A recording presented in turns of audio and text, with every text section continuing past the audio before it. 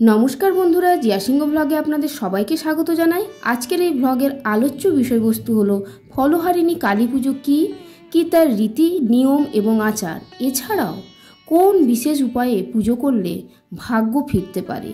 তো চলুন বন্ধুরা আজকের আলোচনা শুরু করা যাক। তার আগে একটাই অনুরোধ, আমার চ্যানেলে যে সমস্ত দর্শক বন্ধুরা নতুন এসেছেন চ্যানেলটি সাবস্ক্রাইব করে পাশে থাকুন, আর ভিডিওটি ভালো লাগলে অবশ্যই লিখবেন জয় মা কালীর জয়।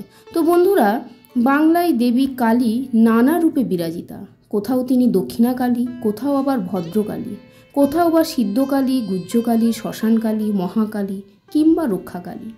এক এক ভক্তের কাছে দেবী যেন এক এক রূপে ধরা দিয়েছেন। কেউ দেবীকে ডাকেন আনন্দময়ী, কেউ বা ডাকেন ব্রহ্মময়ী, কেউ আবার ডাকেন ভবতারিণী রূপে। শাক্তমতে প্রতি অমাবস্যা তিথিতেই দেবী কালীর আরাধনা করা হয়। তার মধ্যে এক এক অমাবস্যার নির্দিষ্ট রয়েছে দেবীর এক এক রূপের আরাধনার জন্য। যেমন কার্তিক মাসের অমাবস্যায় হয় দীপান্বিতা কালী পুজো, তেমনি জ্যৈষ্ঠ মাসের অমাবস্যায় হয় ফলহারিণী কালী পুজো। তো বন্ধুরা, ফলহারিণী কালী পুজো যারা দেবী কালীর ভক্ত তারা সারা বছর এই পুজোর সময়টার জন্য অপেক্ষা করে থাকেন, কারণ এই পুজোর তিথি অত্যন্ত শুভ, অতি পূর্ণ অমাবস্যা, যে তিথিতে দেবীর চরণে সব কর্মফল সমর্পণ করতে হয় আর ভক্তের অর্জিত সমস্ত অশুভ কর্মফল হরণ করেন দেবী। সেই কারণে দেবীর নাম ফলহারিণী। জ্যৈষ্ঠ মাসের অমাবস্যা তিথিতে ফলহারিণী কালী পুজো হয়। ভক্তদের বিশ্বাস এই পুজোর ফলে ঘটে যায় বহু অলৌকিক ঘটনা। সেই কারণে ফলহারিণী কালী পুজোর সঙ্গে জড়িয়ে আছে নানা কাহিনীও। তো বন্ধুরা, এই বছর অর্থাৎ বাংলার 1432 এবং ইংরেজি 2025 ফলহারিণী অমাবস্যা পড়েছে 26শে মে, 11ই জ্যৈষ্ঠ, সকাল 11টা বেজে 9 মিনিটে। আর অমাবস্যা তিথিটি শেষ হচ্ছে পরের দিন অর্থাৎ 27শে মে, বাংলার 12ই জ্যৈষ্ঠ, সকাল 8টা বেজে 46 মিনিটে। তো বন্ধুরা, এই অমাবস্যা তিথিতে মৌসুমি ফল দিয়ে পুজো করারই রীতি। দেবীকে নানা রকম মৌসুমি ফল দিয়ে পুজো করা হয়। ভক্তদের বিশ্বাস এই পুজোয় রোগ ব্যাধি দূর হয়, বিদ্যালাভ এবং যশলাভ হয়, কর্মক্ষেত্রে এবং অর্থভাগ্যের উন্নতি ঘটে থাকে, সাংসারিক এবং দাম্পত্য ক্ষেত্রে অশান্তি দূর হয়, দেবীর কৃপায় অভীষ্ট ফললাভ হয়। এই পুণ্যতিথিতে মানসিক এবং আধ্যাত্মিক জাগরণও ঘটে। আর এই দিন শ্রীরামকৃষ্ণর ভক্তদের কাছে ফলহারিণী কালী পুজোর বিশেষ গুরুত্ব রয়েছে, কারণ 1820 বঙ্গাব্দে এই বিশেষ রাতেই শ্রীরামকৃষ্ণ দেবী শারদাকে ষোড়শী রূপে পুজো করেছিলেন।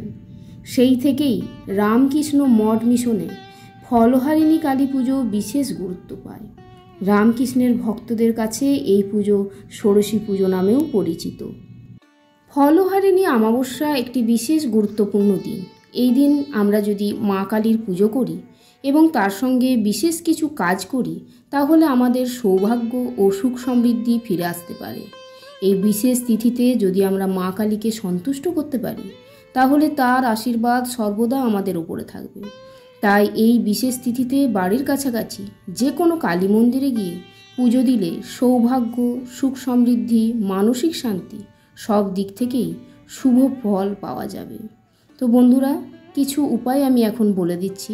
যেমন প্রথমেই বলবো, এই ফলহারিণী অমাবস্যার দিন গঙ্গায় স্নান করতে হবে। গঙ্গা না পেলে পুকুর বা যে কোনো জলাশয় বা নদীতে আপনারা স্নান করতে পারেন। তারপর অমাবস্যা তিথি যখন থেকে শুরু হবে ঠিক তখন থেকে মৌনী ব্রত শুরু করতে হবে।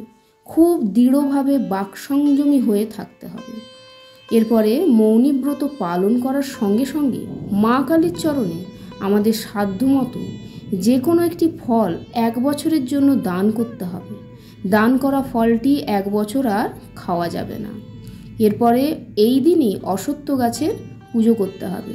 অশ্বত্থ গাছ পুজো করার একাধিক গুরুত্ব রয়েছে। অশ্বত্থ গাছ পুজো করলে বিভিন্ন গ্রহের দোষ থেকে মুক্তি পাওয়া যায়। জন্মকুণ্ডলিতে যদি চন্দ্র মঙ্গলের দোষ থাকে, তাহলে কালো তিল, দুধ ও গঙ্গাজল সহকারে অশ্বত্থ গাছের পুজো করলে খুব ভালো ফল পাওয়া যায়। এছাড়াও এই দিন মা কালীর সঙ্গে সঙ্গে শিবেরও পুজো করতে হবে। নিয়ম অনুসারে পঞ্চামৃত দিয়ে শিব ঠাকুরের পুজো করতে হবে। এছাড়াও এই দিন পুজো হয়ে যাওয়ার পর কোনো গরিব বা দুঃখীকে বস্ত্র ও খাবার দান করতে পারেন। আর লেখাপড়া করা শিশুদের এই দিন পড়াশোনার জিনিস দান করতে পারেন। তো বন্ধুরা, এই ছিল আজকের ভিডিওটি আমি এখানেই শেষ করছি। ভালো লাগলে লিখবেন জয় মা কালীর জয়। আপনারা সবাই ভালো থাকুন, সাবধানে থাকুন, সুস্থ থাকুন।